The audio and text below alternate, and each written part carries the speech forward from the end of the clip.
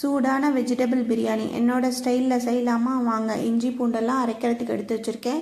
பிரியாணி மசாலாவும் எடுத்து வச்சுருக்கேன். இதோட டீட்டெயில்ஸ்லாம் டிஸ்கிரிப்ஷனில் சொல்கிறேன். காய்கறி எல்லாம் அறுத்து எடுத்து வச்சுட்டேன். அவ்வளோதான். அடுப்பை பற்ற வச்சு சட்டி அடுப்பில் வச்சிடலாம். சட்டியை வச்சுட்டு எண்ணெயும் நெய்யும் கலந்து ஊற்றிட்டு பிரியாணி இலை தாளிச்சிட்டு புதினா கொத்தமல்லி வெங்காயம் எல்லாம் போட்டு நல்லா வணக்கி விட்டுருங்க. இஞ்சி பூண்டு பேஸ்ட் உப்பு போட்டு பிரியாணி மசாலாவையும் போட்டு நல்லா வணக்கி விடுங்க. தக்காளியும் சேர்த்து நல்லா வணங்கினதுக்கப்புறமா காய்கறிகளை எல்லாம் கொட்டி நல்லா பிரட்டி விடுங்க. அதோடு நம்ம எடுத்து வச்சுருக்க சோயா சங்க்ஸையும் போட்டு நல்லா பிரட்டி விடுங்க. காய்கறிகள்லாம் ஒரு அரை வேக்காடு வந்ததுக்கப்புறமா 1 டம்ளர் அரிசிக்கு 2 டம்ளர் தண்ணி ஊற்றுங்க.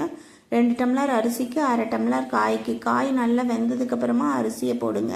அரிசியை போட்டுட்டு மூடி வச்சுருங்க. ஒரு தடவை எடுத்து நடுவில் கிளறி விடுங்க. அவ்வளோதான். மறுபடியும் மூடிட்டு தண்ணி சுண்டுனதுக்கு அப்புறமா தம் போட்டு முடிச்சிடலாம். அவ்வளோதாங்க, நம்மளோட சூடான வெஜிடபிள் பிரியாணி ரெடி ஆயிடுச்சு. இந்த வீடியோ பிடிச்சிருந்தா லைக் பண்ணுங்கள், ஷேர் பண்ணுங்கள், மறக்காமல் சப்ஸ்கிரைப் பண்ணுங்கள். தேங்க்யூ ஃபார் வாட்சிங்.